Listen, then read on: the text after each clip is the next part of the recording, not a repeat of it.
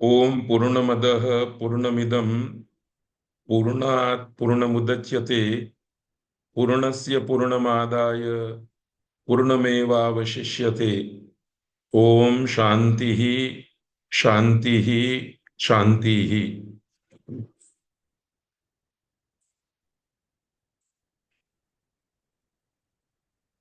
संस्कृत भाषा के मूर्धन्य व्याकरण, अष्टाध्यायी व्याकरण के प्रणेता महर्षि पाणिनि को तर्पण करने के लिए और महर्षि वेद विज्ञान एकेडमी अहमदाबाद के उपक्रम से गुजराती भाषा तथा प्राच्य विद्या के सुप्रसिद्ध विद्वान स्वर्गीय प्रोफेसर भोगीलाल सांडेसरा जी की स्मृति में उनके परिवार के द्वारा प्रायोजित अष्टाध्यायी के 84 घंटे के पाठ सत्र में आज 29वां व्याख्यान है। इस व्याख्यान में उपस्थित आप सभी लोगों का हार्दिक स्वागत है। आज हम अष्टाध्यायी के द्वितीय अध्याय के तृतीय पाद का पाठ प्रारंभ करेंगे। द्वितीय अध्याय का पहला और दूसरा पाद समास प्रकरण है। उसके बाद ये तीसरा पाद विभक्ति प्रत्ययों के विधि का प्रकरण है और बहुत ही महत्व का है। साथ साथ सूत्रार्थ की दृष्टि से एकदम सरल भी है। इसलिए आज इस पाद का प्रारंभ करते हुए पहले की परंपरा के अनुसार अनभिहिते कर्मणि द्वितीया तृतीया च कोश छंदसी अंतरांतरेण युक्ते इत्यादि पाद में जो सूत्र आए हैं उन सभी सूत्रों का इस पट्ट पर आपको दर्शन करा रहा हूं। तो ये 17 सूत्र हो गए। उसके बाद कर्तृकर्णयोः तृतीया 18वां और आगे चलते हुए दूरांतिकार्थेभ्यो द्वितीया च 35, सप्तम्यधिकरणे च 36 और क्रिया प्रतियत्ने 53 और रुजार्थानाम भाववचनानाम अज्वरे और चतुर्थी चाशिष्यायुष्य मद्र भद्र कुशल सुखार्थ हितैहि, ये अंतिम 73वां सूत्र है। तो द्वितीय अध्याय के तीसरे पाद में कुल मिलाकर के 73 सूत्र हैं। इन 73 सूत्रों में से हम जिन सूत्रों को इस पाठ सत्र में पढ़ेंगे उनकी सूची इस प्रकार से है। अनभिहिते, फिर कर्मणि द्वितीया, कालाध्वनोर अत्यंत संयोगे अपवर्गे तृतीया, सप्तमी पंचम्यौ कारक मध्ये कर्म प्रवचनीय युक्ते द्वितीया, यस्मादधिकं यस्य च ईश्वर वचनम तत्र सप्तमी, गत्यर्थ कर्मणि द्वितीया चतुर्थ्यौ चेष्टायाम अनध्वनि। चतुर्थी संप्रदाने नमः स्वस्ति स्वाहा स्वदालम वसट योगाच्च कर्तृकर्णयोस्तृतीया सहयुक्ते प्रदाने येनांग विकारः इत्थं भूतलक्षणे हेतौ अपादाने पंचमी पृथक विना नानाभिस्तृतीयान्यतरस्यां सप्तम्यधिकरणे च यस्य च भावेन भावलक्षणं, षष्ठी चानादरे यतश्च निर्धारणं पंचमी विभक्ति प्रातिपदिकार्थ लिंग परिमाण वचन मात्रे प्रथमा संबोधने च सामंत्रितम एक वचनम समृद्धि षष्ठी शेषे कर्तृकर्णयोः कर्तृकर्मणोः कृति वै प्राप्तौ कर्मणि न लोकाव्यय निष्ठा खलर्थ त्रीणां कृत्यानां कर्तरि वा तुल्यार्थै रतुलोपमाभ्यां तृतीयान्यतरस्यां चतुर्थी चाशिष्यायुष्य मद्र भद्र कुशल सुखार्थ हितैहि। इस प्रकार से हमने प्रस्तुत अष्टाध्यायी पाठ सत्र में 33 सूत्रों को पसंद किया है। इन 33 सूत्रों में भी इन 33 सूत्रों की जो सूची दी है उसमें ये लाल कलर के सूत्र कर्मणि द्वितीया, चतुर्थी संप्रदाने, कर्तृकर्णयो तृतीया, अपादाने पंचमी, सप्तम्यधिकरणे च और ये कलर बदल करके सघन अक्षरों में जो सूत्र दिया है प्रातिपदिकार्थ लिंग परिमाण वचन मात्रे प्रथमा और षष्ठी शेषे, इन सूत्रों को केंद्र में रख करके संस्कृत भाषा की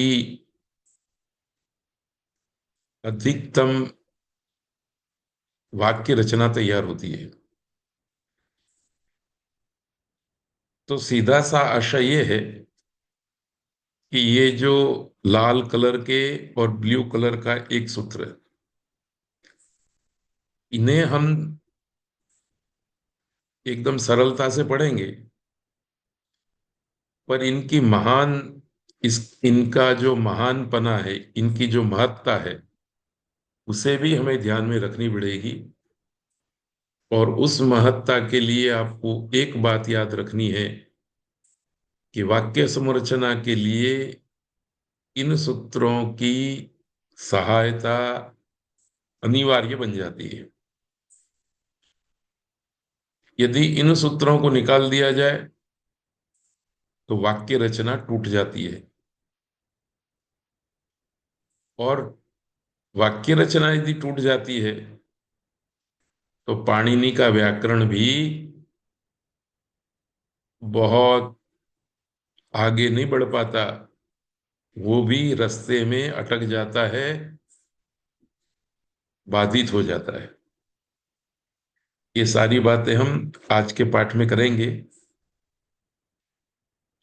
तो फिर से मैं आपको याद करा दूं कि अष्टाध्यायी के दूसरे अध्याय के तीसरे पाद में कुल मिला करके 73 सूत्र हैं, पर उसमें से हम 40 सूत्रों को भी लग रखेंगे और 33 सूत्रों पर ध्यान केंद्रित करके उनका विमर्श करेंगे। इन सभी सूत्रों का मास्टरमाइंड, केंद्रवर्ती, आत्मा रूप सूत्र है अनभिहिते। ये छोटा सा सूत्र संस्कृत वाक्य संरचना को समझने के लिए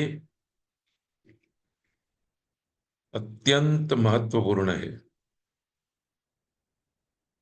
और केवल संस्कृत भाषा की बात नहीं है। भाषा मात्र को भाषा मात्र के वाक्य संरचना के मूलभूत स्ट्रक्चर को समझना है तो ये सूत्र समझ में आना चाहिए। यद्यपि अष्टाध्यायी का प्रत्येक सूत्र पाणिनि की महत्ता को प्रतिपादित करता है, पर यदि हमसे पूछा जाए कि 4,000 सूत्र की बात छोड़िए, 12-15 सूत्र आप हमको बताइए जो पाणिनि की महत्ता को प्रतिपादित करते हो, उसके व्याकरण के महत्व के सूत्र हों, तो उनमें इस सूत्र का भी समावेश करेंगे। तो आइए इस सूत्र को पढ़ते हैं। अनभिहिते अधिकार प्रकार का सूत्र है। एक ही पद है, अनभिहिते, सप्तमी विभक्ति एक वचन।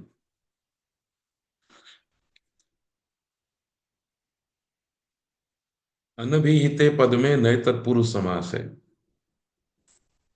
मूल शब्द है अभिहित, न अभिहितम अनभिहितम, तस्मिन अनभिहिते। अभिहित शब्द का प्रयोग पाणिनि ने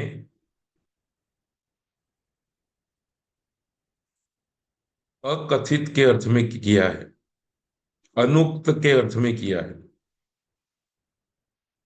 पहली बात आपको यह याद रखनी है कि पाणिनि चाहते तो अकथिते ऐसा सूत्र भी बना सकते थे, अनुक्ते ऐसा सूत्र भी बना सकते थे। पाणिनि के बाद के कई वैयाकरणों ने इस सूत्र को ऐसे ही शब्द प्रयोग से आकारित किया है। और पाणिनि महर्षि हैं, दिव्य दृष्टि है उनकी। उन्होंने अनभिहिते इस शब्द का प्रयोग करके अर्थ तो अकथिते का रखा है, अर्थ तो अनुक्ते का रखा है, पर शब्द जो है वो विशिष्ट पसंद किया है।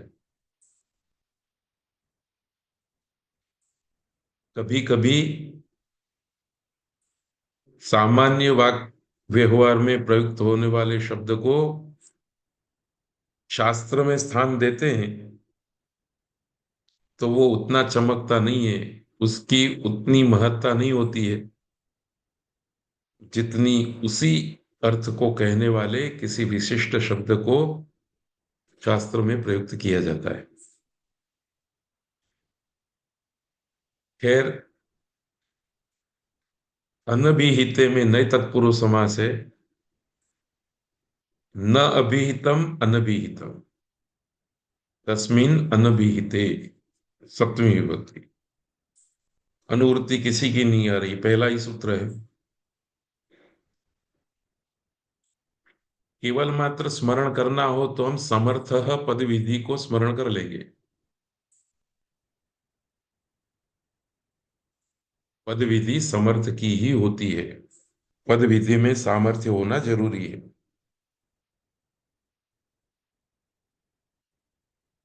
सूत्र का अर्थ भी कुछ नहीं है, क्योंकि पहले भी हमने आपको बताया था कि अधिकार सूत्र अपने स्थान पर अनर्थक होता है, अर्थविहीन होता है।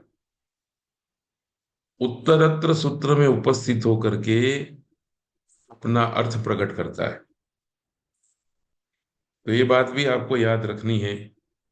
अधिकार प्रकार के सूत्र अपने स्थान पर बैठे रहते हैं तब कोई अर्थ नहीं देते, पर नीचे नीचे सूत्रों में उपस्थित होकर के अपना अर्थ देते। फिर भी इस सूत्र के संदर्भ में अनभिहिते इसी पद को ठीक तरह से हमें समझ लेना है। तो इसी विचार से हमने सूत्रार्थ थोड़ा विस्तार से दे दिया। सामान्य सूत्रार्थ तो ये है कि अनभिहिते इति अधिक्रियते, अथवा अनभिहिते इति अधिकारः वेदितव्यः, अनभिहिते का अधिकार जानना चाहिए। कहाँ तक? तो आपाद परिसमाप्ते, ये तीसरा पाद समाप्त हो वहां तक। परंतु थोड़ा अर्थबोध हो जाए विशेष अर्थबोध हो जाए, इसके लिए हमने सूत्रार्थ में भी कोष्टक बना करके ये पदावली रखने का यत्न किया है। अनभिहिते अकथिते अनुक्ते अनिर्दिष्टे वा। अनभिहित कह लो, अकथित कह लो, अनुक्त कह लो, या अनिर्दिष्ट कह लो, चारों का अर्थ एक ही है।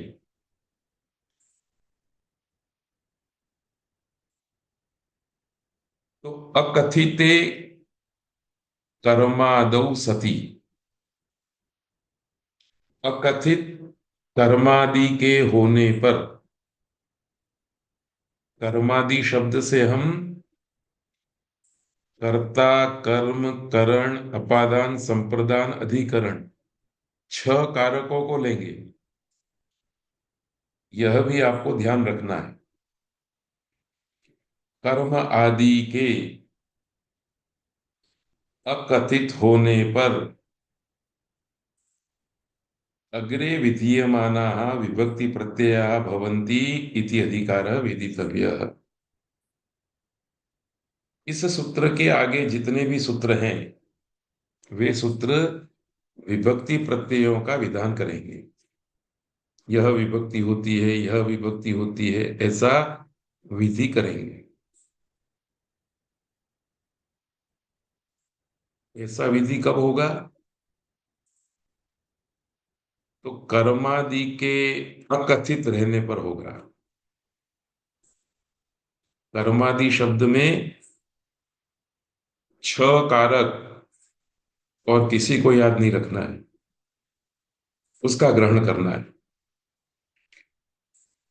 तो थोड़ी लंबी बात हो जाएगी, पर विस्तार से हम कहना चाहें तो कर्ता अर्थ अकथित होने पर, कर्म अकथित होने पर, करण अकथित होने पर, संप्रदान अकथित होने पर, अपादान अकथित होने पर, अधिकरण अकथित होने पर, इस सूत्र के आगे जो सूत्र आ रहे हैं उन सूत्रों से कहे गए विभक्ति प्रत्यय होते हैं, ऐसा अर्थ बनेगा। तो फिर से एक बार हिंदी का अर्थ जो यहाँ छपा हुआ है पढ़ लेते हैं। अनभिहित अर्थात अकथित, अनुक्त या अनिर्दिष्ट कर्मादि कारकों में आगे के सूत्रों में विधीयमान विभक्ति प्रत्यय होते हैं, ऐसा अधिकार जानना चाहिए। अब बात तो ये सीधी सादी है कि अनभिहित होने पर विभक्ति प्रत्यय होते हैं, पर ये इतनी बात ही यदि आप ध्यान में रखेंगे तो मामला बनेगा नहीं, बिगड़ेगा। गति नहीं होगी, प्रगति नहीं होगी, बाधा होगी। इसलिए थोड़ा विशेष विचार करना अपेक्षित है। तो हम बिंदुशः कुछ बातों को ध्यान में लेंगे। ध्यातव्य है कि इस अधिकार के अंतर्गत विभक्ति प्रत्ययों का विधान किया जाएगा। तो मैंने पहले ही कहा कि अष्टाध्यायी के दूसरे अध्याय का तीसरा पाद विभक्ति प्रत्ययों का विधि करने वाला पाद है, अर्थात विभक्ति प्रकरण है। इस विधि प्रक्रिया का अनुशीलन करने पर पता चलता है कि विभक्ति प्रत्ययों का विधान करने वाले सूत्रों से जो विभक्ति प्रत्ययों का विधि किया गया है वह दो प्रकार का है। एक है कारक विभक्ति, दूसरा है उपपद विभक्ति। प्रकट रूप से अष्टाध्यायी के किसी सूत्र में आचार्य पाणिनि ने ये बात नहीं की, पर अप्रगट रूप में ये बात जानकार व्यक्ति की जानकारी में आ जाती है। जानकार लोग इस बात को जान लेते हैं। इसलिए गुरुमुख से व्याकरण पढ़ना जरूरी हो जाता है। तो पहली बात आपको जो ध्यान रखनी है वो ये है कि अष्टाध्यायी के दूसरे अध्याय के तीसरे पाद में जो विभक्ति प्रकरण है, वो विभक्ति प्रकरण दो प्रकार का है। एक कारक विभक्ति प्रकरण है और दूसरा उपपद विभक्ति प्रकरण है। मैं आपको याद करा दूं कि सिद्धांत कौमुदी आदि ग्रंथों के अंदर कारक प्रकरण और विभक्ति प्रकरण को मिला दिया गया।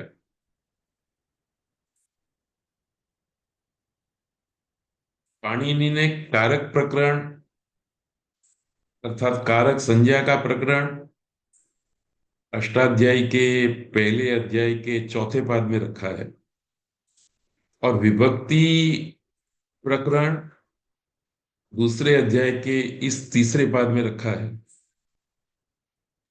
दोनों को अलग अलग रखा है। इसका कारण भी अभी आपको पता चलेगा कि आखिर पाणिनि ने कारक प्रकरण और विभक्ति प्रकरण को एक क्यों नहीं किया।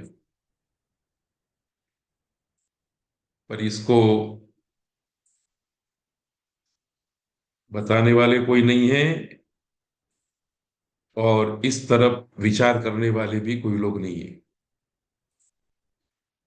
तो याद रखिए, यदि आपको वाक्य रचना सीखनी है, संस्कृत भाषा की समग्र वाक्य रचना सीखनी है,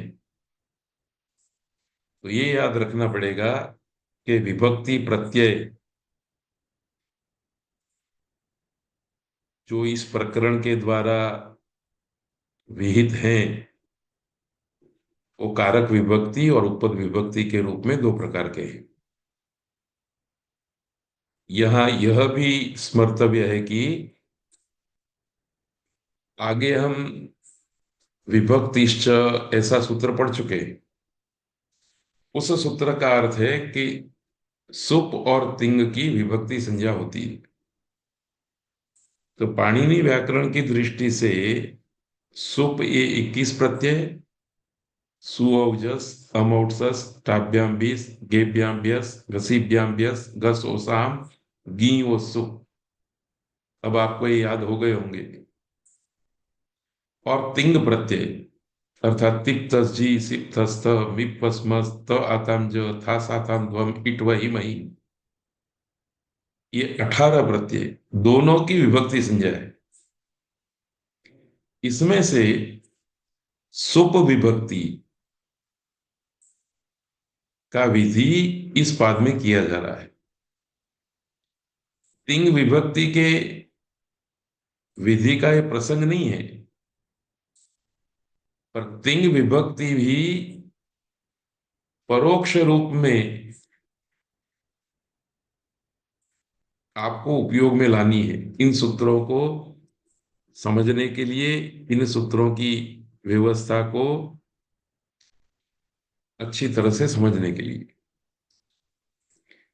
तो अभी आप इस तरह से याद रखिए कि पाणिनि व्याकरण में विभक्ति दो है, सुप विभक्ति और तिंग विभक्ति। तिंग विभक्ति की भी कोई चर्चा नहीं करनी है, अभी चर्चा करेंगे सुप विभक्ति की।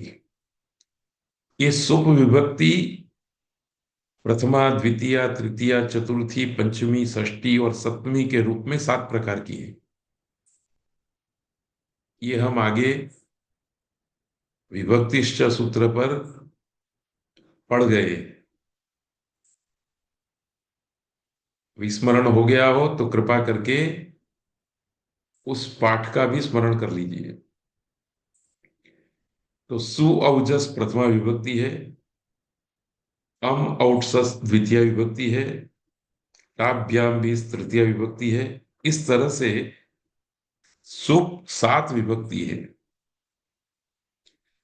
इन 7 विभक्तियों को आचार्य पाणिनि ने कारक विभक्ति के रूप में एक हिस्से में और उपपद विभक्ति के रूप में दूसरे हिस्से में बांटा है।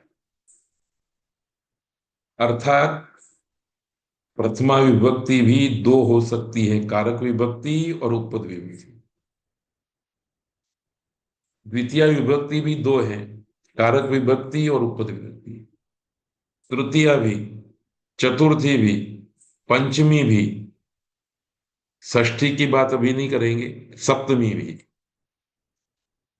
तो अभी इस क्षण आपको यह बात और याद रखनी है कि प्रथमा, द्वितीया, तृतीया, चतुर्थी, पंचमी और सप्तमी, षष्ठी को छोड़ करके ये छह विभक्ति कारक विभक्ति भी हैं और उपपद विभक्ति भी है। मेरे ख्याल से सुप विभक्ति एक बात, सुप विभक्ति दो प्रकार की, कारक विभक्ति और उपपद विभक्ति, इतनी बात आपके ध्यान में आ गई। अब हम आगे बढ़ेंगे तो ये पता होना चाहिए कि कारक विभक्ति क्या है और उपपद विभक्ति क्या है। इसकी भी चर्चा आचार्य पाणिनि किसी सूत्र में नहीं करेंगे। ये भी पाणिनि व्याकरण को जिसने ठीक तरह से समझ लिया है, ऐसा कोई पूर्वज हमें समझा सकता है। तो कारक विभक्ति का आशय यह है कि पहले कारक संज्ञा होगी और उसके बाद उस कारक संज्ञा के फल के रूप में विभक्ति होगी, तो वो कारक विभक्ति है। इसलिए मैंने अपने व्याख्यानों में बारंबार इस बात को दोहराया है कि पाणिनि व्याकरण को ठीक तरह से समझना है, रूप सिद्धि की प्रक्रिया को ठीक तरह से समझना है, तो ये बात याद रखनी है, संज्ञा करो और उसका फल लो। अथवा आपने किसी की संज्ञा कर दी तो उसका फल आपको मिलने ही वाला है। तो कारक विभक्ति का मतलब ये है कि जो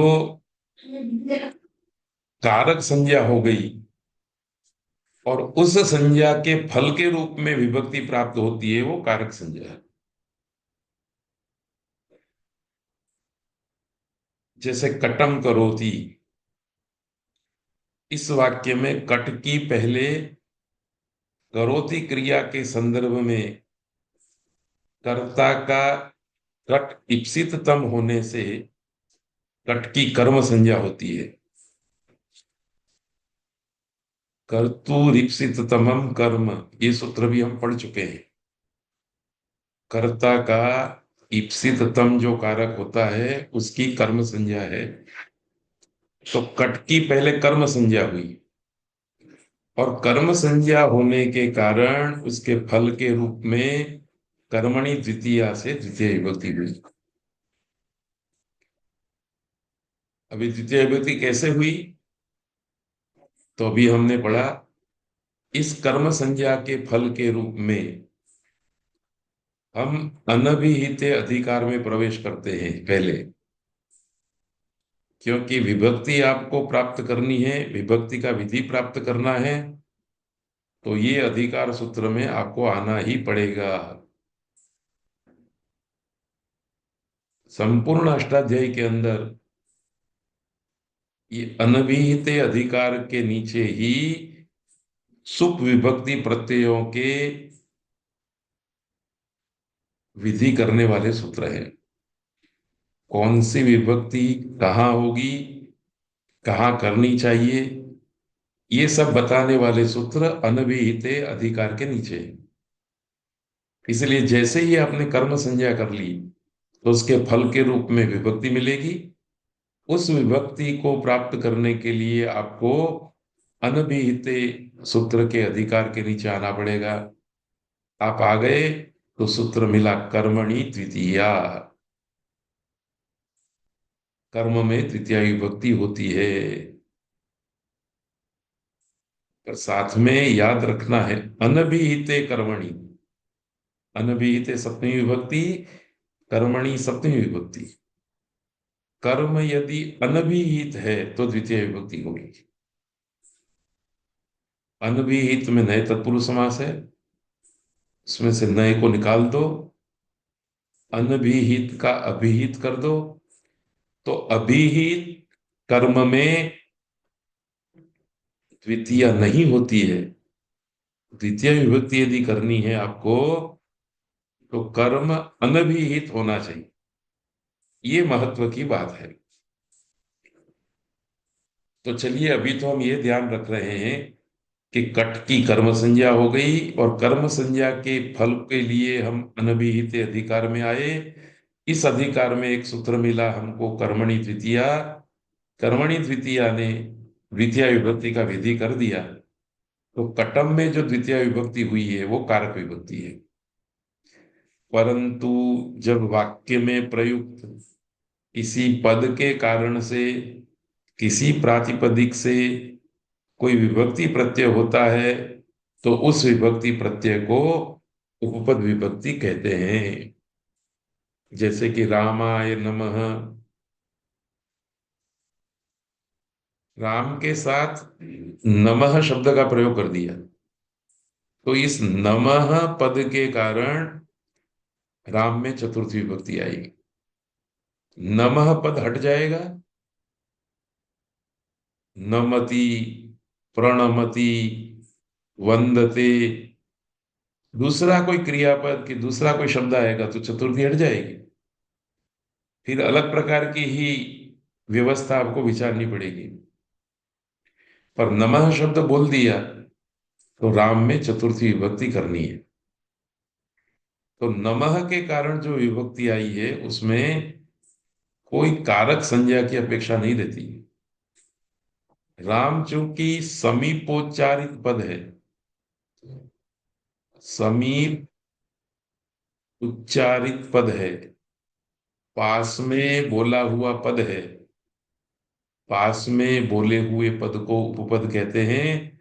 इसलिए रामाय में आई हुई विभक्ति उपपद विभक्ति है। तो गुरुणा सह छात्र आगच्छति, तो सह के कारण गुरुणा में तृतीय विभक्ति आ गई।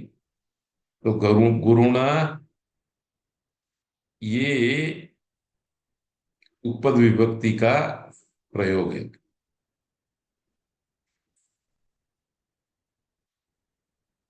तो एक कारक विभक्ति, एक उपपद विभक्ति। अत्यंत संक्षेप से आप बात याद रखना चाहते हैं तो कारक संज्ञा करने के बाद जो विभक्ति आती है वो कारक संज्ञा, और जहां कारक संज्ञा की कोई अपेक्षा नहीं है, उपपद के कारण, समीप में उच्चरित पद के कारण यदि कोई विभक्ति हो जाती है तो वो उपपद विभक्ति है। दोनों के उदाहरण आपको दे दिए। ये भी सूचना देती है कि उपपद विभक्ति में किसी कारक संज्ञा का होना आवश्यक नहीं होता है। अब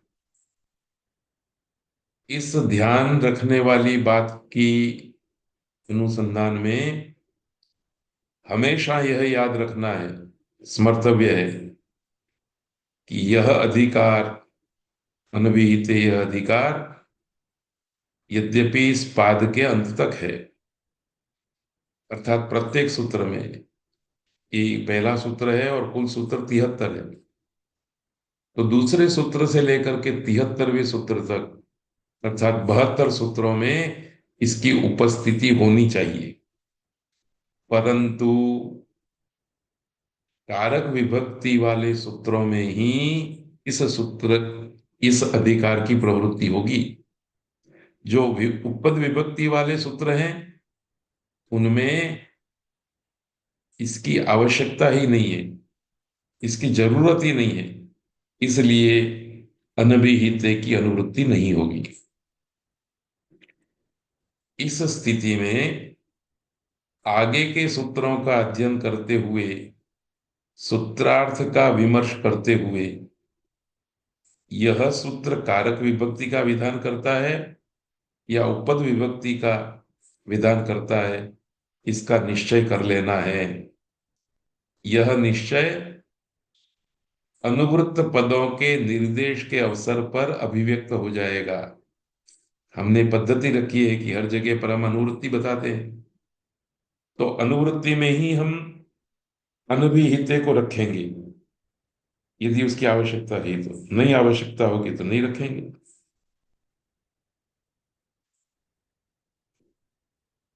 अर्थात अनभिहिते का अधिकार हो, वह कारक विभक्ति है, ऐसा जान लेना है। उल्टा भी विचार सकते हैं कि जो कारक विभक्ति है उसमें अनभिहिते का अधिकार रहेगा, जो कारक विभक्ति नहीं है उसमें अनभिहिते का अधिकार नहीं रहेगा। तो ये मूलभूत बात रह करके अब एक विशेष बात जो आपको मैं उदाहरण के साथ कह रहा हूं, न समझ में आए तो समझ लेनी है। इस बात को समझे बिना आगे कदम नहीं रखना है। यदि आपने मेरे सभी व्याख्यान सुने हैं तो 22वें व्याख्यान में हम इसकी थोड़ी चर्चा कर चुके हैं। उसका भी संस्कार आपके मन में प्रकट होगा। तो देखिए, अभिहित का अर्थ हमने किया कथित, अनभिहित का अर्थ किया अकथित। तो जब हम अकथित कहते हैं या कथित कहते हैं, तब मन में प्रश्न होता है कि कथित मतलब कहा हुआ, किससे कहा हुआ। अकथित, मन में प्रश्न होता है कि किससे अकथित। तो उत्तर दिया जाता है तिंग कृत तथित समासई ही। चार की गिनती की है। तिंग के द्वारा, कृत के द्वारा, तद्धित के द्वारा और समास के द्वारा जो नहीं कहा गया है वो अनभिहित है। तो चार बातें याद रखनी है आपको। तिंग प्रत्यय के द्वारा जो नहीं कहा गया वो अनभिहित है, कृत प्रत्यय के द्वारा जो नहीं कहा गया वो अनभिहित है, तद्धित प्रत्यय के द्वारा जो नहीं कहा गया वो अनभिहित है, समास के द्वारा जो नहीं कहा गया वह अनभिहित है। जो कारक कह दिया गया है वह कारक अभिहित है, और जो कारक नहीं कहा गया वह अनभिहित है।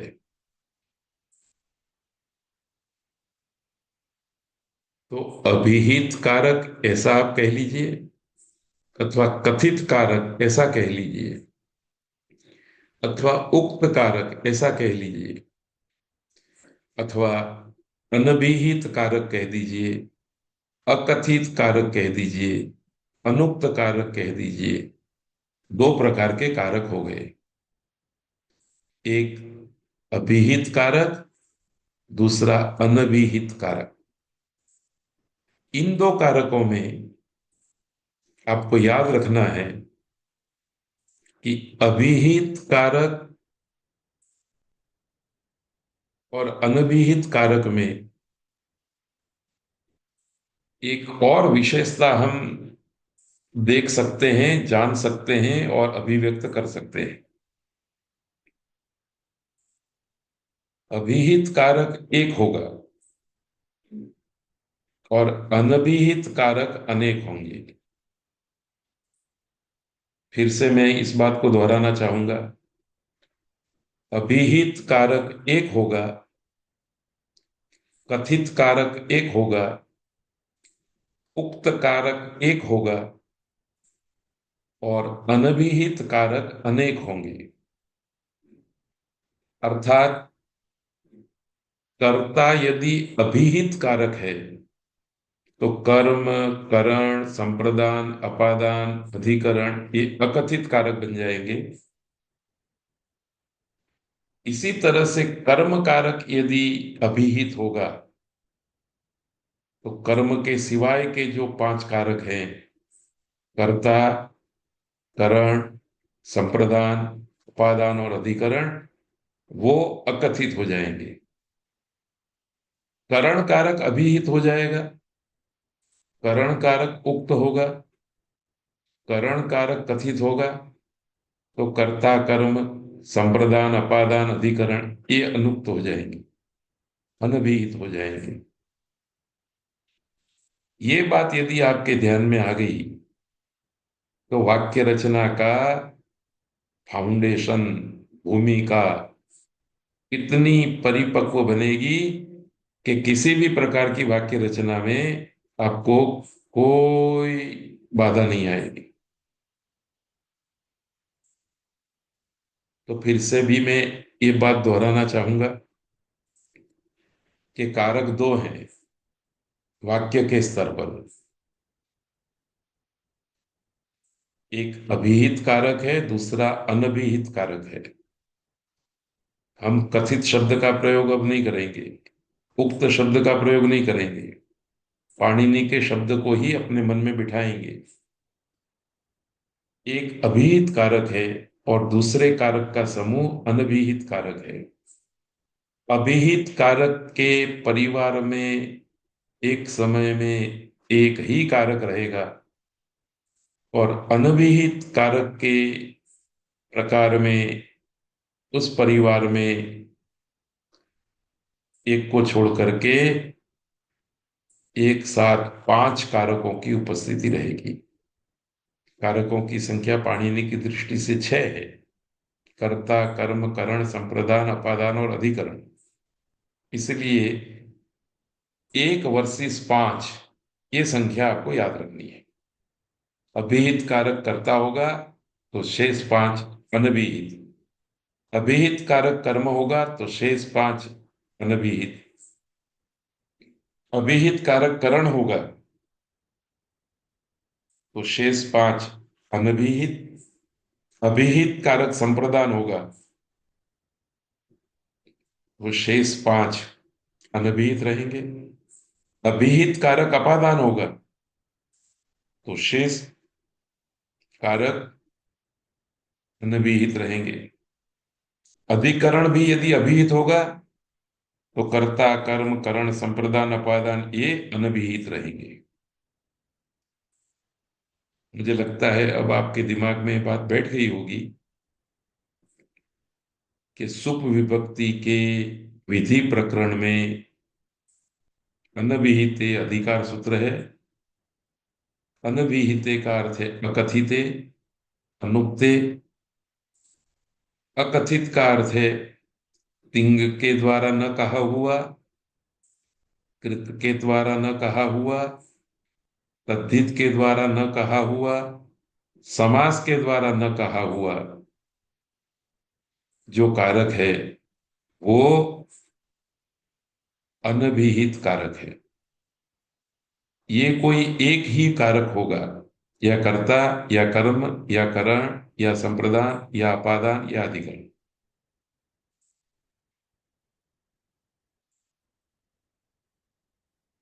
तो अभिहित कारक एक प्रकार का और अनभिहित कारक पांच प्रकार के, ये दोनों के परिवार के सदस्यों की संख्या भी आपको याद रखनी है।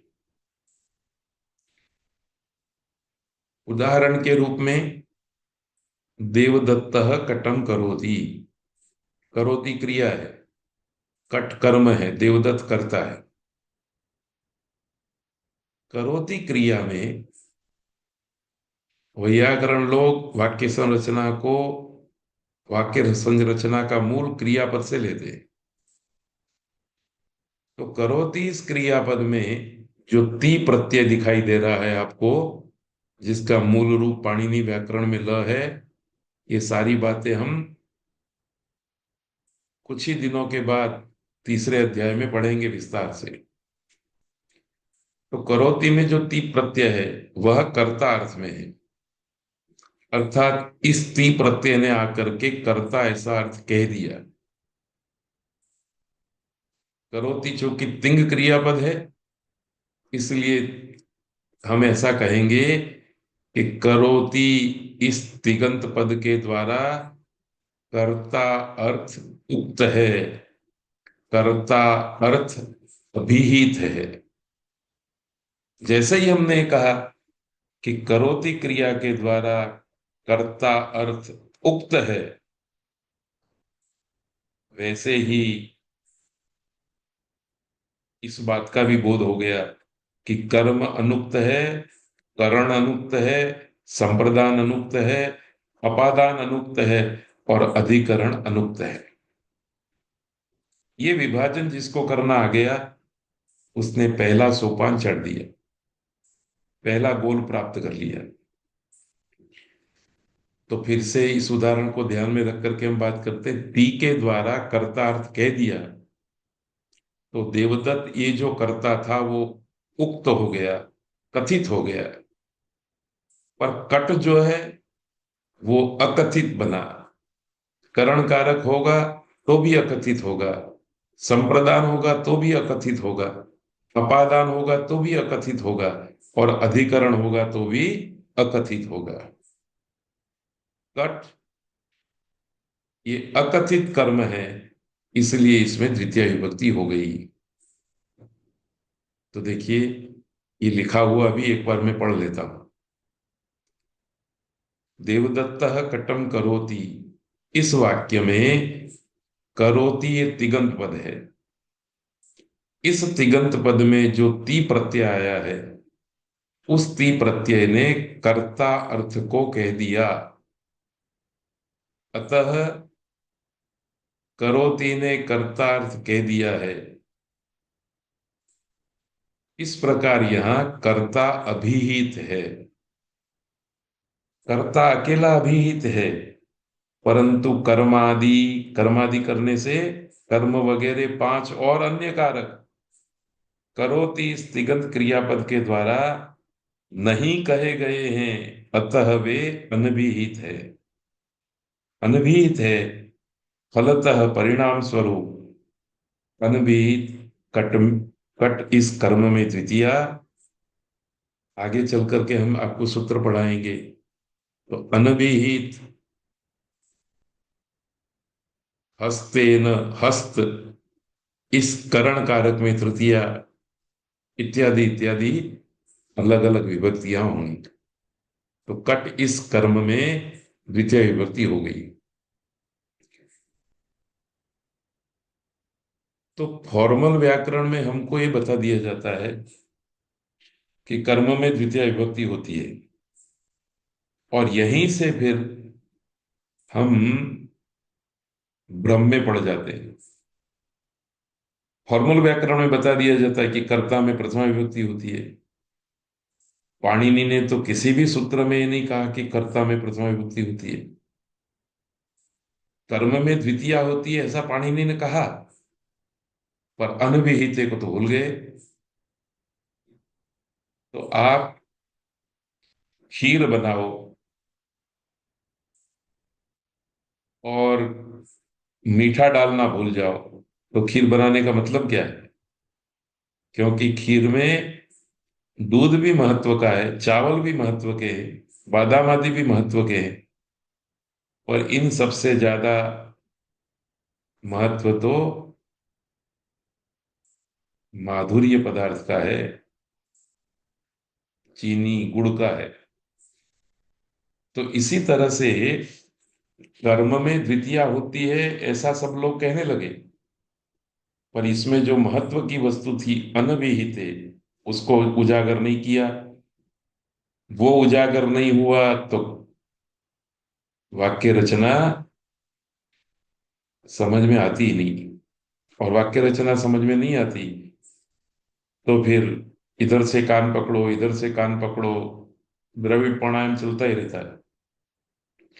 कर्मवाच्य करने में ऐसा होगा, कर्तृवाच्य करने में ऐसा होगा, फिर अलग अलग उपाय ढूंढे जाते हैं।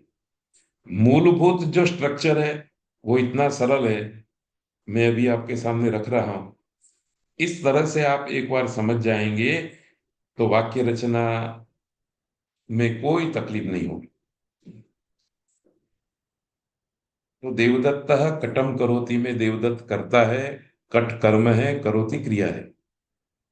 आप ऐसे विचार कीजिए कि क्रिया कर्ता अर्थ भी कह सकती है, कर्म अर्थ भी कह सकती है और भाव अर्थ भी कह सकती है। क्रिया, तिगंत क्रिया के द्वारा तीन अर्थ कहे जा सकते हैं। यह चर्चा हमने आगे की भी है। इस व्यवस्था को देने वाला सूत्र तीसरे अध्याय के चौथे पाद में आएगा, तब फिर ये बात हम दोहराएंगे। अभी हम जिस जगह पर पहुंचे हैं वहां अब धीरे धीरे रूप सिद्धि प्रक्रिया, वाक्य संरचना हमारे मन में आकार ले रही है। तो याद रखिए कि कोई भी तिगंत क्रियापद होगा वो कर्ता या कर्म दो कारकों को कह सकेगा। अभी भाव की बात छोड़ दीजिए, फिर से दोहराता हूं। कोई भी तिगंत क्रियापद होगा वो या तो कर्ता के अर्थ को कहेगा या तो कर्म के अर्थ को कहेगा। अब ये चर्चा नहीं करनी है कि कौन सा क्रियापद कर्ता अर्थ को कहेगा और कौन सा अर्थ कर्म अर्थ को कहेगा। अभी आप इतना याद रखिए कि प्रत्येक तिगंत क्रियापद कर्ता का अर्थ कहता है और कर्म का अर्थ भी कहता है। ये हो गई एक बात। दूसरी बात, यदि तिगंत क्रियापद ने कर्ता का अर्थ कह दिया तो कर्ता उक्त बन जाता है, कथित बन जाता है, अभिहित बन जाता है। और कर्म आदि जो दूसरे पांच कारक हैं वो अकथित रह जाते हैं, अनभिहित रह जाते हैं। ये दूसरी बात आपको याद रखनी है। पहली बात ये याद रखनी है कि क्रियापद में कर्तार्थ कहा जाएगा या फिर कर्मर्थ कहा जाएगा। दूसरी बात, क्रियापद में यदि कर्तार्थ कह दिया गया है तो कर्ता उक्त हो जाएगा, कर्ता अभिहित हो जाएगा, और कर्ता के सिवाय के बाकी के जो कारक हैं वो अनभिहित हो जाएंगे। तो यहां करोति क्रिया के द्वारा कर्तार्थ कह दिया गया है, इसलिए देवदत्त अभिहित हो गया, अभिहित कारक हो गया, अभिहित कर्ता हो गया, और कट जो है वो अनभिहित रहा। अनभिहित कट में द्वितीय विभक्ति होती है, ऐसा कहने वाला सूत्र है कर्मणि द्वितीया, इसलिए कट में द्वितीय विभक्ति हो गई। अब देवदत्त क्या था? अभिहित करता है। तो अभिहित कर्ता में, अभिहित कर्म में, अभिहित करण में, अभिहित संप्रदान में, अभिहित अपादान में, अभिहित अधिकरण में प्रथमा विभक्ति होती है। तो यहां कर्ता अभिहित है, इसलिए कर्ता में प्रथमा विभक्ति हो गई, वाक्य बन गया देवदत्तः कटम करोति। तो दूसरी भूल ये हुई है कि कर्ता में प्रथमा विभक्ति होती है, फॉर्मल व्याकरण में यही रटा दिया गया है बालकों को, सब संस्कृत पढ़ने वालों को। पर अभिहित शब्द को भुला दिया गया है। तो कर्ता कारक में प्रथमा विभक्ति नहीं होती,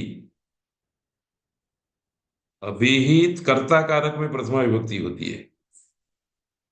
और केवल अभिहित कर्ता कारक में ही प्रथमा विभक्ति नहीं होती, अभिहित कर्म हो तो भी प्रथमा विभक्ति होती है, अभिहित करण हो तो भी प्रथमा विभक्ति होती है, अभिहित संप्रदान हो तो भी प्रथमा होती है, अभिहित अपादान हो तो भी प्रथमा होती है, अभिहित अधिकरण हो तो भी प्रथमा विभक्ति होती है।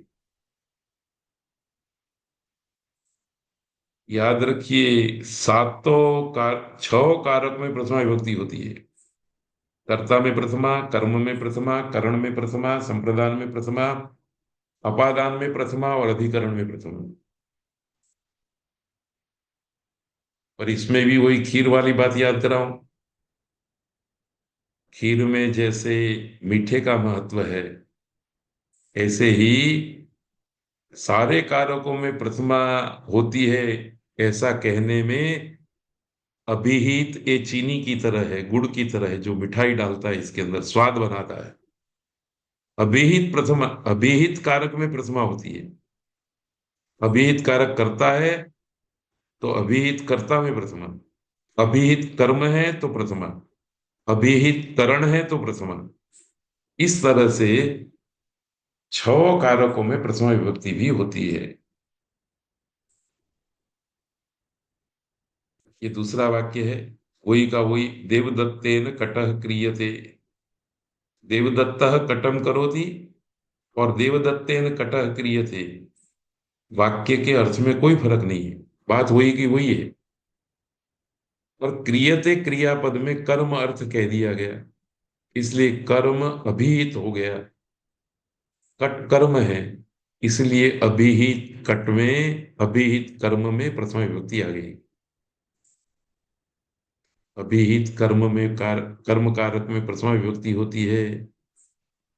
कट रहा तो कर्म ही, पर कर्म में प्रथमा विभक्ति आ गई। और क्रियते में, क्रियते तिगंत क्रियापद के द्वारा कर्म अर्थ अभिहित है, तो बाकी के पांच कारकों का अर्थ अनभिहित रहा। कर्ता अनभिहित रहा, करण अनभिहित रहा, संप्रदान, अपादान, अधिकरण, ये पांच अनभिहित रहे। तो उन अनभिहित कारकों में अलग अलग विभक्ति होगी। तो एक सूत्र है, कर्तृकरणयोः तृतीया। कर्ता और करण में तृतीया विभक्ति होती है। कौन से कर्ता और करण में? प्रत्येक कर्ता और करण में नहीं, अनभिहित कर्तृकरणयोः, अर्थात अनुक्त कर्ता में तृतीय विभक्ति होती है, अनुक्त करण में तृतीय विभक्ति होती है। तो इस वाक्य में तिगंत क्रियापद के द्वारा कर्म अर्थ तो कह दिया गया, और कर्तार्थ नहीं कहा है। कर्तार्थ नहीं कहा, इसलिए वो अनभिहित हो गया। अनभिहित कर्ता में तृतीय विभक्ति होती है, तो देवदत्तेन में तृतीय विभक्ति हो गई। तो आज का दिन अनभिहित सूत्र को समझने के लिए बलिदान करना है। मुझे याद है, मुझे इस बात का पता है कि ये एकदम सरल बात होते हुए भी दिमाग में स्थिर करने के लिए दो चार छह बार कागज पर लिखना भी जरूरी है, पढ़ना भी जरूरी है, और स्वयं किसी के सामने बोल करके अभिव्यक्त करना भी जरूरी है। तो एक अध्यापक के रूप में मेरे से जो संभव हुआ है, वो मैंने सरलता से आपके सामने रखा है। फिर भी और सरल करने के लिए एक स्लाइड और भी मैं बताऊंगा। उससे पहले इस बात का भी हम स्मरण कर लें,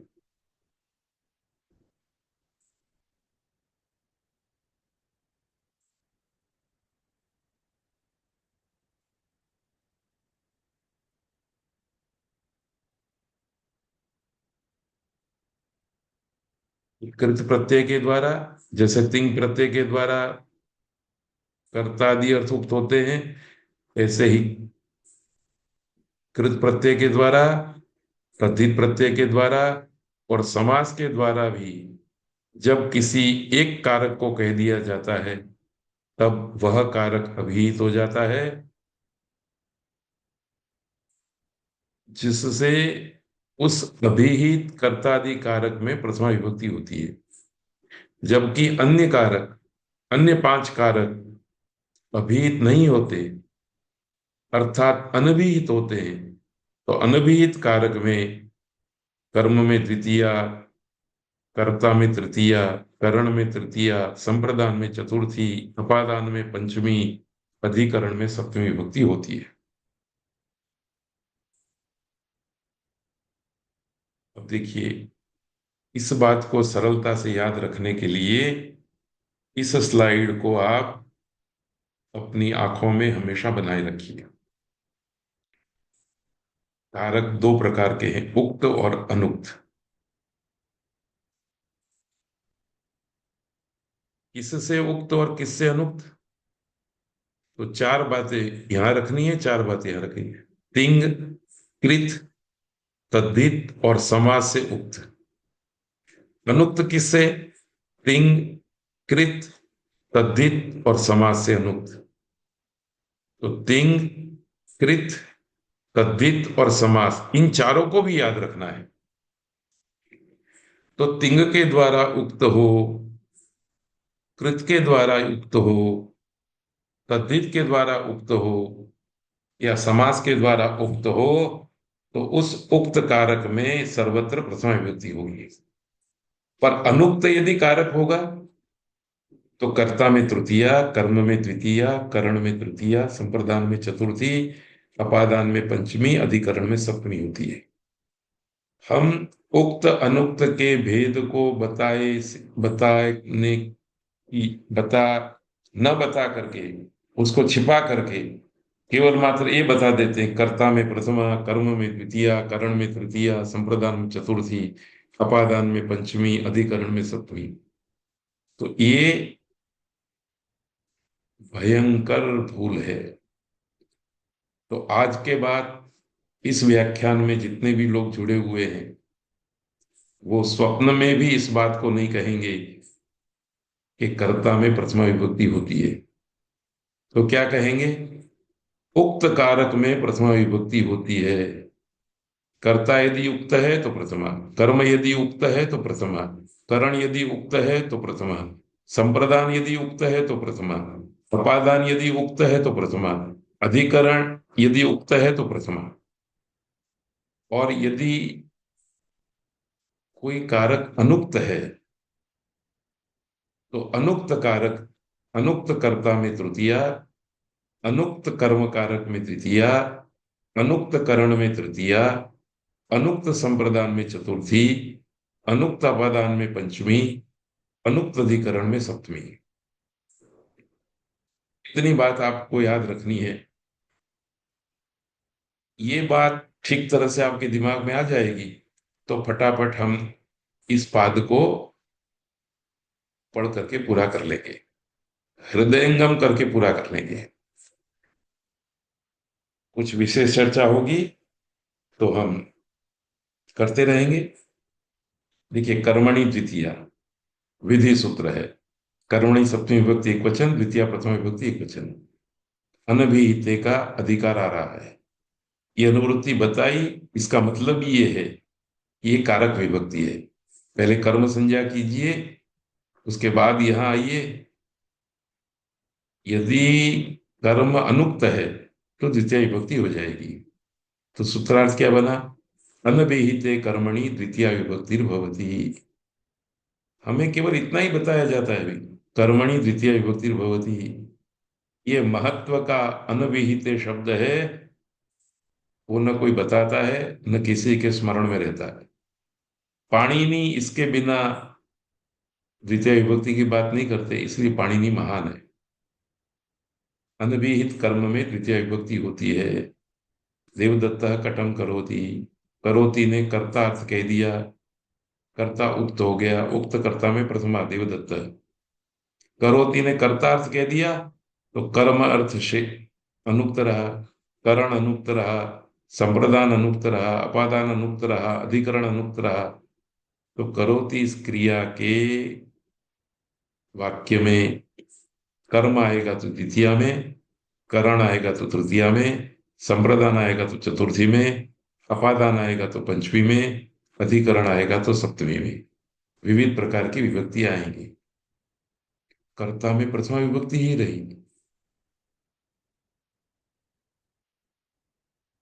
तो देखिए, पाणिनि व्याकरण की दृष्टि से लोक में से हम कट शब्द ले आए, उसकी प्रातिपदिक संज्ञा कर दी। प्रातिपदिक संज्ञा के फल के रूप में 21 प्रत्यय प्राप्त हुए। उन 21 में से कौन सा प्रत्यय करना? ये विवक्षा के अधीन है। तो वक्ता ने मन में इच्छा की कि मुझे इस कट को कर्म बनाना है। तो कर्तृस्पृततमम कर्म सूत्र ने आकर के कट की इप्सितम होने के कारण कर्म संज्ञा कर दी। कर्म संज्ञा हो गई तो उसके फल के रूप में कर्मणि द्वितीय सूत्र आ गया। उसने कहा कि यदि आपने जिसकी कर्म संज्ञा की है वो जिस वाक्य में प्रयुक्त होगा उस वाक्य में कर्म कारक अनुक्त है तो द्वितीय विभक्ति कर दो। हमारा उपयोग कर लो, हमें सक्रिय बना दो। तो ये सूत्र जीता जी करके, सजीव हो करके द्वितीय विभक्ति ला देगा। और आप ऐसा वाक्य ले आए जिस वाक्य में कर्ता अर्थ अनुक्त है, कर्म अर्थ उक्त है,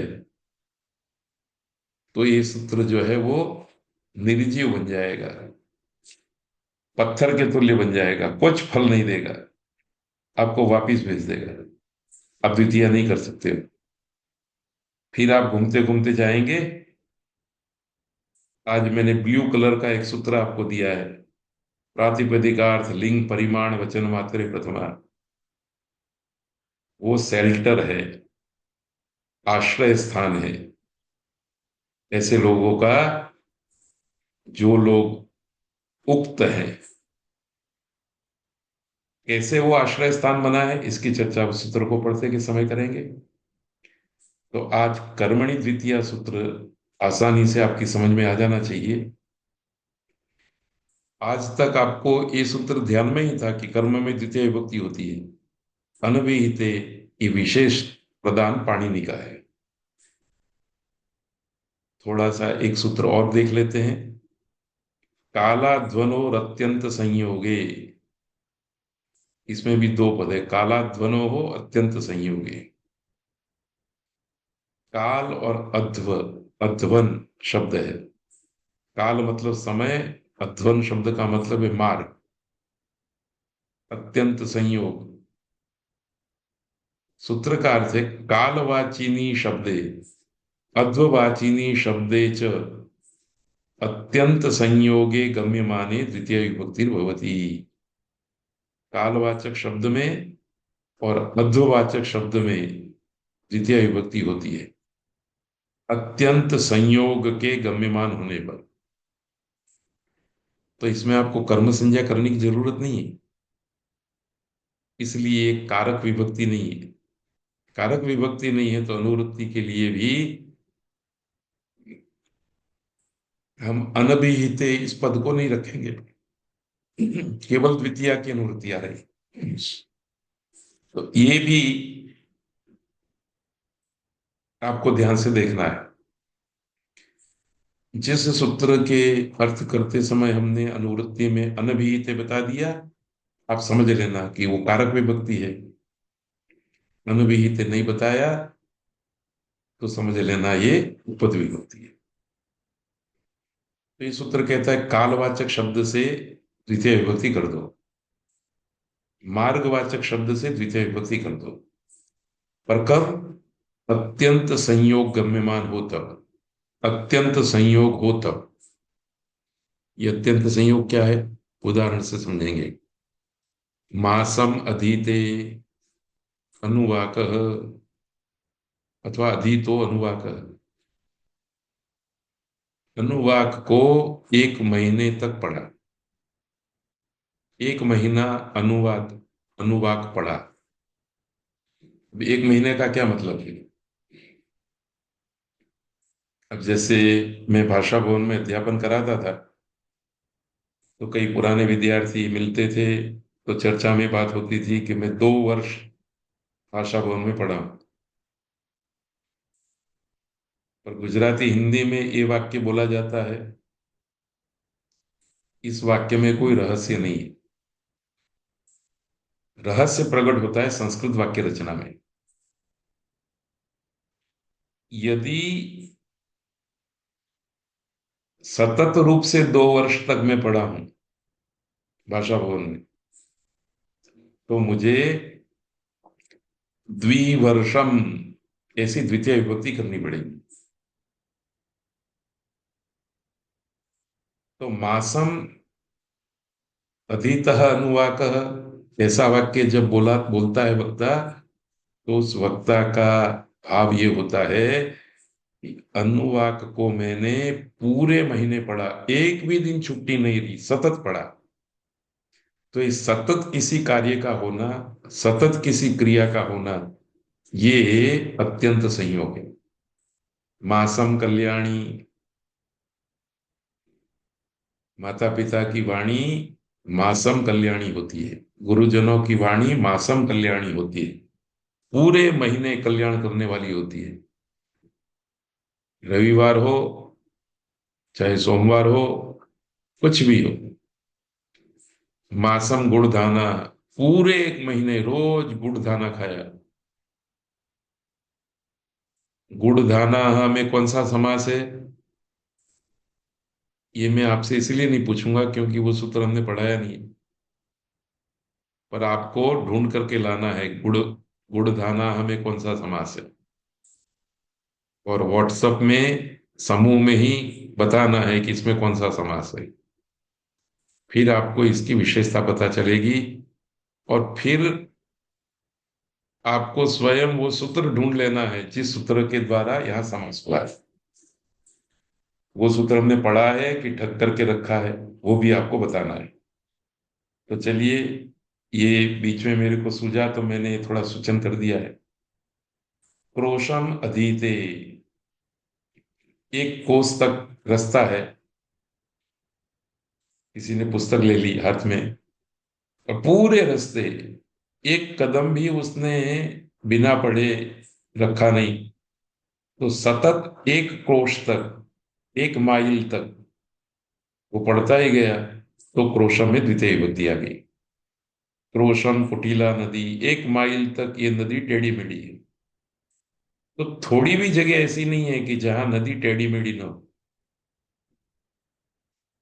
तो याद रखना है, ध्यान रखना है कि क्रिया गुण अथवा द्रव्य के साथ काल तथा अथवा का सतत संयोग अत्यंत संयोग है। इसे पूर्ण संबंध भी कहा जाता है।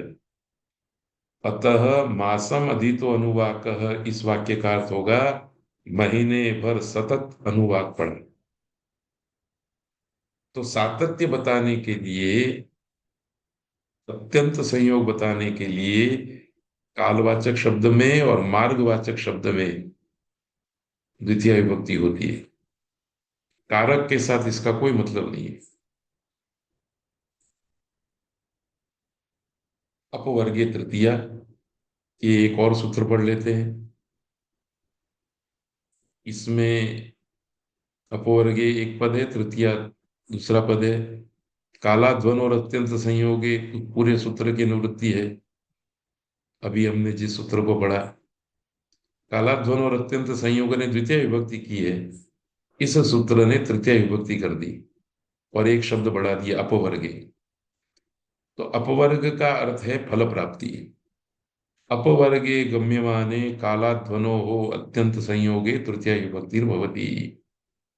अपवर्ग प्रतीत होने पर, अर्थात क्रिया की समाप्ति होते ही फल की प्राप्ति हो जाने पर, क्रिया के फल की प्राप्ति हो जाने पर कालवाची और मार्गवाची शब्दों से अत्यंत संयोग गम्यमान होने पर तृतीय विभक्ति होती है। मासेन अनुवाको अधीतः। पिछले सूत्र ने वाक्य बना दिया हमको, सॉरी, पिछले सूत्र ने हमको वाक्य बना दिया मासम अधीतो अनुवाक।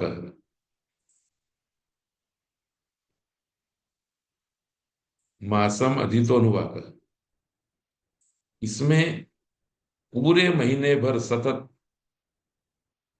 अनुवाक का अध्ययन किया, ऐसा अर्थ आता है। अपवर्गीय तृतीया, इस सूत्र ने अपवर्ग का संदर्भ होने पर तृतीय विभक्ति का विधान कर दिया। वक्ता जब तृतीय विभक्ति का प्रयोग करता है तो वो सूचना देना चाहता है कि सतत एक मास तक अनुवाक पढ़ा,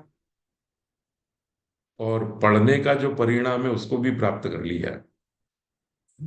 पढ़ने के दो परिणाम है, एक तो शास्त्र की समझ आ जाना, और दूसरा वर्ग की हाजिरी पूरी हो जाना। तो वर्ग की हाजिरी पूरी हो जाना, वो मासम द्वितीय विभक्ति से चलेगा कि एक भी दिन गैर हाजिर नहीं रहा वर्ग में, पूरा एक महीने तक पढ़ता रहा। पर पढ़ने के बाद वो पूरा शास्त्र यदि समझ में आ गया ऐसी जानकारी प्राप्त हो गई कि किसी को पढ़ाना है तो दूसरे दिन से वो पढ़ा सकता है, तो मासेन अनुवाको अधीतः, तृतीय विभक्ति का प्रयोग हुआ। तो ये सब संभाषण संदर्भ है, वक्ता के हृदय की बात को ठीक तरह से पूरे पूरी रीत से अभिव्यक्त करने के लिए अलग विभक्ति की योजना कर दी। तो मासम भुक्त, 1 महीने तक सतत खाया, और मासेन भुक्त, 1 महीने सतत खाया। इन दोनों वाक्य प्रयोगों में क्या फर्क रहेगा? एक में जिसमें फल प्राप्ति की बात है उसमें तृतीया, और जिसमें केवल भोग की ही बात है, खाने की ही बात है, उसमें द्वितीया। तो अपवर्गीय तृतीया, इस सूत्र ने तृतीय विभक्ति का विधान करके उपवर्ग का संदर्भ होने पर अलग प्रकार की वाक्य रचना दे दी, और अपवर्ग का संदर्भ न हो, केवल मात्र सातत्य का, कालवाचक सातत्य का या मार्गवाचक सातत्य का बोध कराना हो, तो द्वितीय विभक्ति। ये सूक्ष्म अर्थबोध इन दोनों सूत्रों के द्वारा किया गया है। तो आज इतना रखते हैं, आने वाले वर्ग में फिर से हम मिलेंगे। तो आज के इस वर्ग को मैंने इसलिए थोड़ा धीरे धीरे विस्तार से प्रस्तुत किया है, क्योंकि आज की बात यदि आपकी समझ में आ गई तो वाक्य संरचना में आप पारंगत हो जाएंगे, ये निश्चित है। और संस्कृत कठिन इसीलिए भी होती है कि कर्म में द्वितीय विभक्ति होती है, वो हमने सिखा दिया। वो इतना दृढ़ ज्ञान हो गया कि कर्म में जब प्रथमा विभक्ति करने करने का अवसर आता है, तब दिमाग घूम जाता है कि ओहो, शहद भी कहीं तीखा होता है। तो वही बताना चाहिए कि सौंठ के साथ मिला हुआ शहद तीखा लगता है, पर सौंठ के साथ मिला हुआ ये बात तो कही नहीं, बस ये कह दिया कि शहद तीखा भी होता है, शहद तीखा होता है। तो वही स्थिति संस्कृत जगत में हुई है। इसीलिए पाणिनि को हम नमन करते हैं, तस्मै पाणिनये नमः। और इसीलिए हम दावा कहते हैं कि पाणिनि यदि समझ में आ गए तो संस्कृत भाषा की कोई बात कठिन नहीं रहेगी। इतनी सरलता से उन्होंने भाषा के अस्थि पंजर को हमारे सामने रख दिया है कि बस कुछ कहा नहीं जा सकता, वो तो स्वयं अनुभव करने की बात है। तो मुझे लगता है कि आपको भी ये अनुभूति धीरे धीरे होती रहेगी। इसी अनुभूति को गाढ़ बनाने के लिए आगे के व्याख्यान भी अपने को सुनने और सुनाने हैं। तो उन व्याख्यानों में भी आपका हार्दिक स्वागत है। इन्हीं शब्दों के साथ आज का वर्ग पूरा करते हैं। सर्वेभ्यो नमः। धन्यवाद।